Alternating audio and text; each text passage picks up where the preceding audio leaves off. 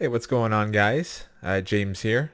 So today I wanted to give my review or impressions, whatever you want to call this video, of Hellblade: Senua's Sacrifice.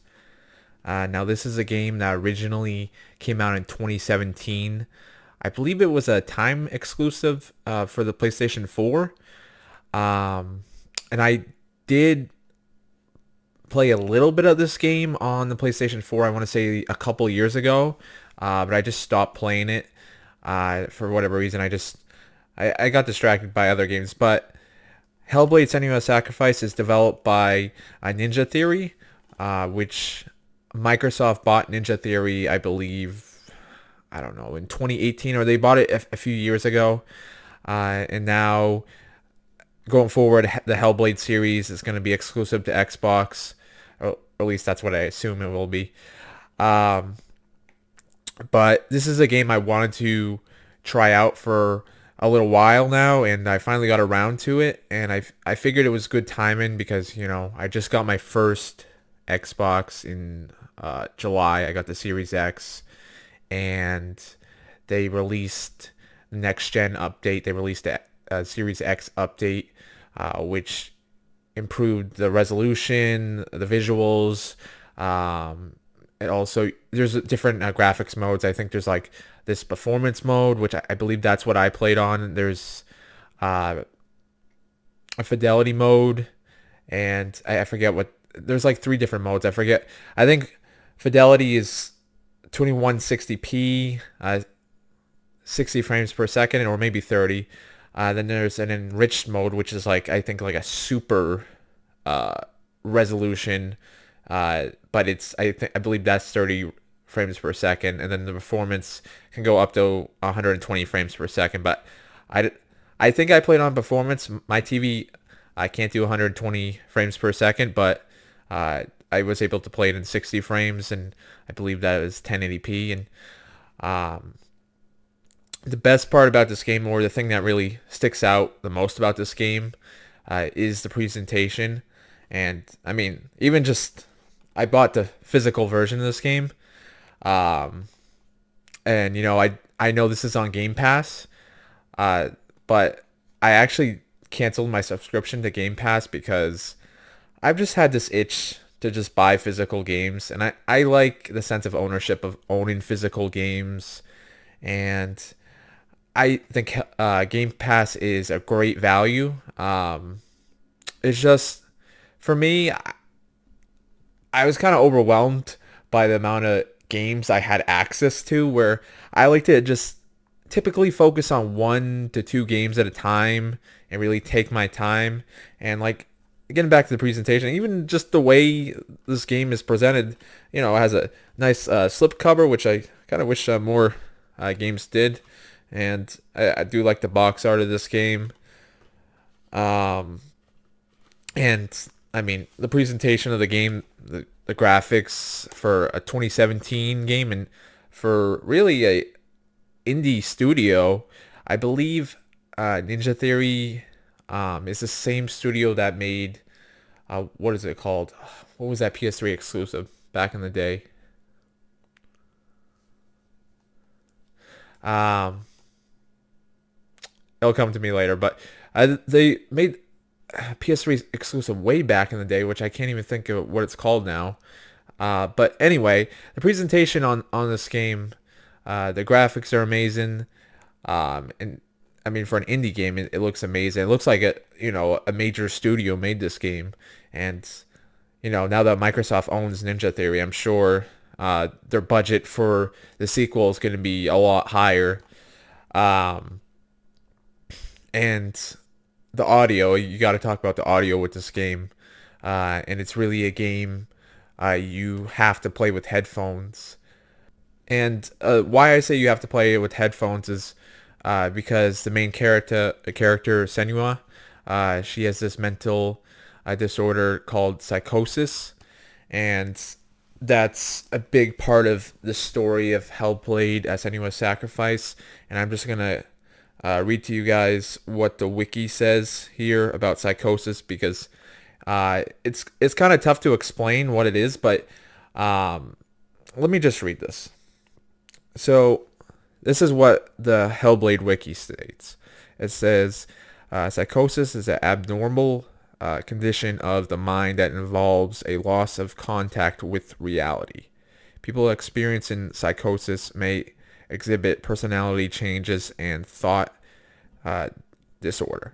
Depending on its severity, this may be accompanied by usual or bizarre behavior, as well as difficulty with social interaction and impairment in carrying out daily life activities.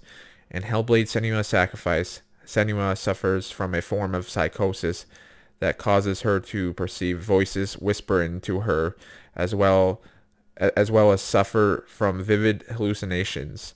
She has been afflicted with the condition since she was a child, a trait she shared with her mother, Galena.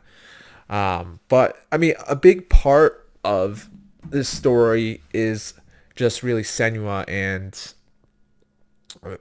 her mind, her mental disorder with psychosis, and uh, all throughout the game.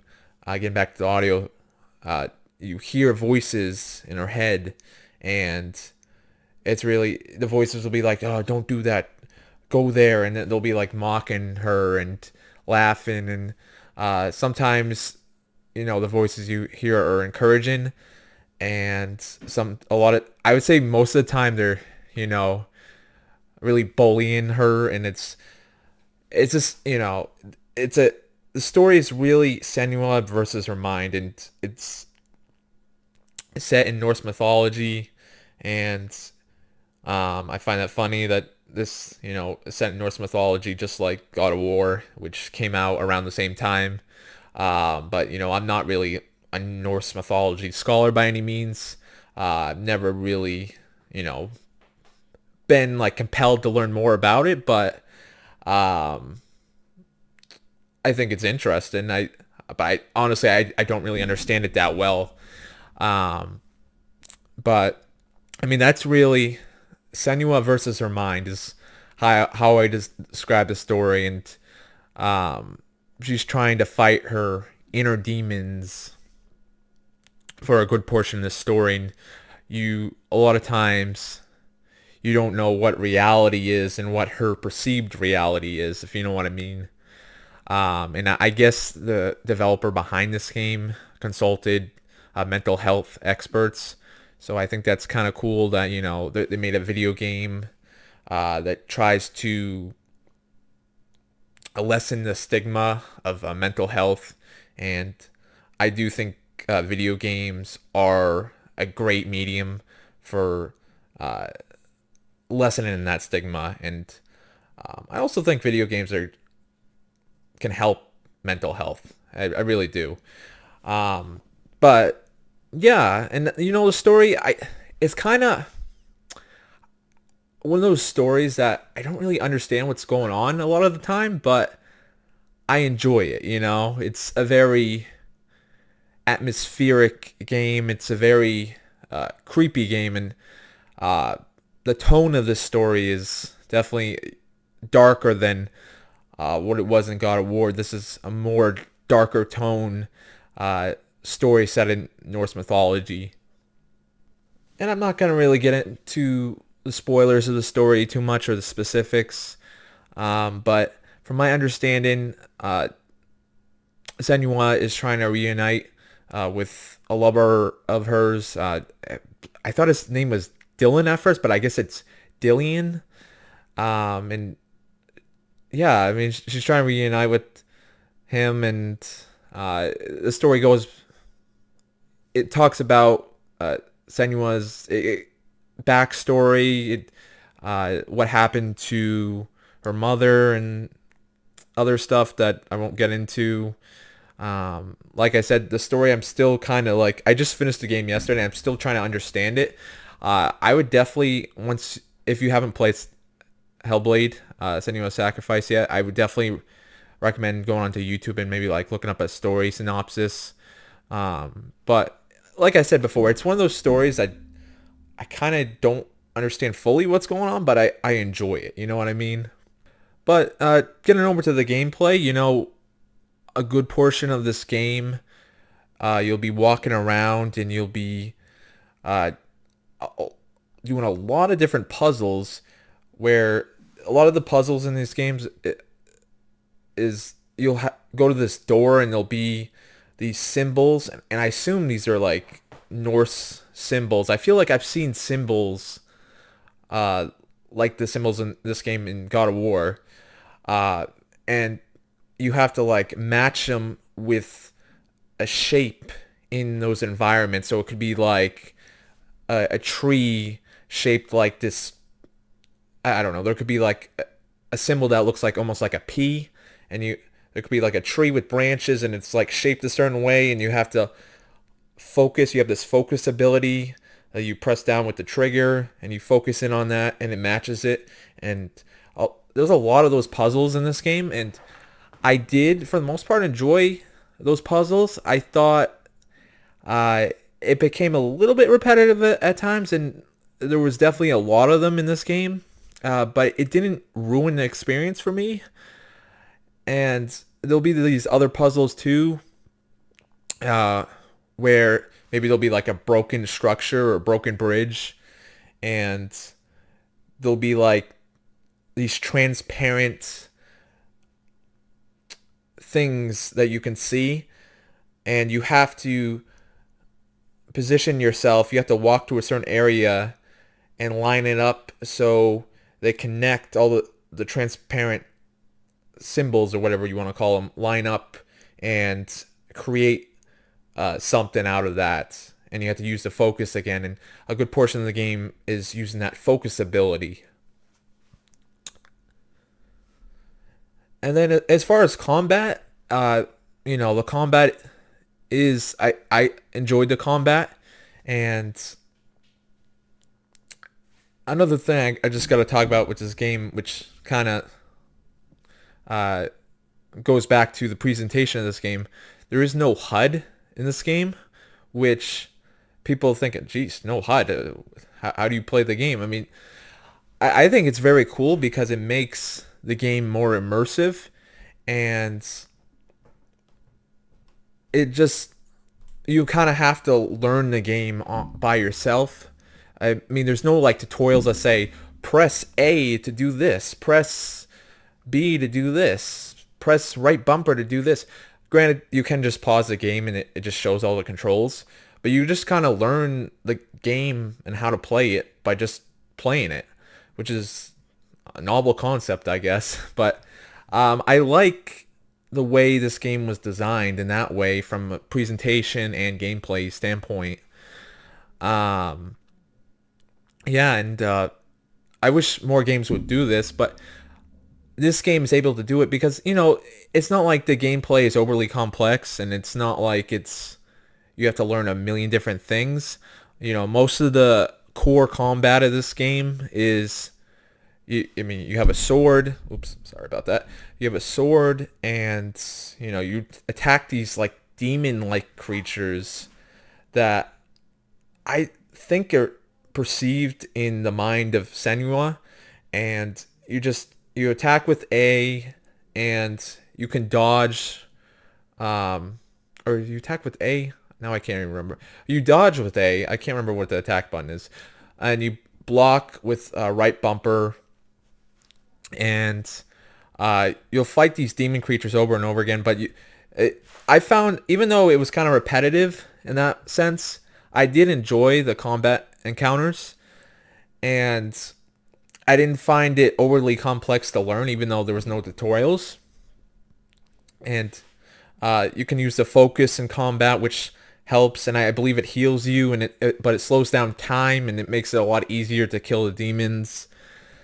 And yeah, I mean, the combat's not that tough to learn, and that's why they can get away without the HUD and the tutorials. But I think it's also cool in that sense, and just makes the game more immersive. So overall, Hellblade: Senua's Sacrifice, I think, is a great game. I think it's definitely one of my types of games. You know what I mean? Like, it's has a third-person perspective, a third-person camera angle. It's very atmospheric. It's very immersive. It's a story-driven experience. Um, and the combat is engaging. I wouldn't say the game is fun, but I would say the gameplay is engaging. That's how I would describe it. And those are there's a lot of games I play that you could say are atmospheric, immersive, and third person and all that. So those are really types of games that appeal to me the most. I've found in my time playing video games. But I think Hellblade, from presentation standpoint, is a 10 out of 10. I think some of the best visuals I've seen. Granted, it's enhanced for Series X, and it's amazing that this was an indie developer at the time that they made this game. And you see on the box here it says BAFTA winner game, winner of 5 awards. And that's BAFTA, I believe that's British Academy for something arts. I can't remember. Is it transformative arts? But it's a major video game award show. And then the Game Awards, it won some awards, I guess, too. So I'm glad to see this game got its recognition. Obviously, I mean, Microsoft bought Ninja Theory, and I gotta say, good for Microsoft for getting a game like this on their console, because, I mean, PlayStation, this feels like a PlayStation game. I mean, obviously it was originally exclusive to PS4, but then later came to Xbox. I mean, it was a timed exclusive, like I said before. But I really do think Xbox needs more games like this, because that's what really PlayStation is famous for, is their story-driven, third-person action games. So, yeah, I mean, I think overall Hellblade is a really good game from presentation standpoint. It's 10 out of 10. I thought the game could be a little bit repetitive at times, but the repetitiveness didn't really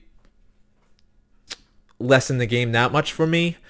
And, this isn't a very long game either, which I like. It's a game that you can really beat, I would say, in around 6 to 10 hours.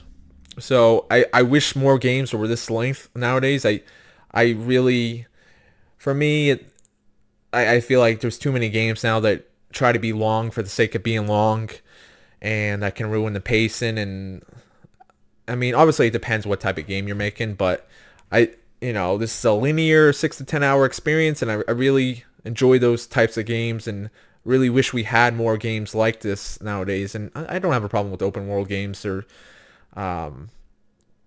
games that are 30 to 40 hours. I mean, it's all about pacing. It's just, when you make a game longer, it's harder to keep it interesting from start to finish. So overall, I think Hellblade, I'd probably give it a 9 out of 10. I think I would give it a higher score if it was maybe a little less repetitive, and I did feel like the ending dragged on a little bit, and it kind of became a little bit predictable, not in terms of what happened in the story, but in terms of what was going on with the gameplay and the puzzles that they threw at me. That towards the end, there's a lot of puzzles, and I don't want to spoil what happens in the story, but yeah, I thought the end, I was like starting to get a little bit impatient with the end, and I was like, all right, it's almost over, but it didn't ruin the experience for me. And I still thought the ending was good, and yeah, I would give it a 9 out of 10. So I definitely would recommend playing Hellblade, and if you own a Series X, I definitely would say that's the best way to play it. Or I don't know if this was released on PC. I think it was, but of course, if you own a PS4 or PS5 with backwards compatibility, I would still play it. But I chose to play it because I wanted to get the enhanced next-gen version, and I just figured, now since this is a Microsoft-owned studio, that I should, get used to playing these games on Xbox. So I'm looking forward to the sequel. I believe it's called Hellblade 2: Senua's Saga. So I saw the trailer, and the visuals are mind-blowing, and it was a very creepy trailer. But I look forward to Hellblade 2 whenever that comes out, and that's definitely going to be one of my most anticipated games here going forward. So hope you guys enjoyed this little video here. If you could leave a like, subscribe. I'm trying to increase my subscriber count. I plan to do, a lot of videos like this where I'm reviewing games, talking about games, anything from PlayStation 5 games to Xbox games. I even have a Switch. Maybe eventually I'll do some more Switch videos. But anyway, Hellblade: Senua Sacrifice is a very good game. Very good. And I hope you guys enjoyed this video, and I will see you in the next one. Have a good one.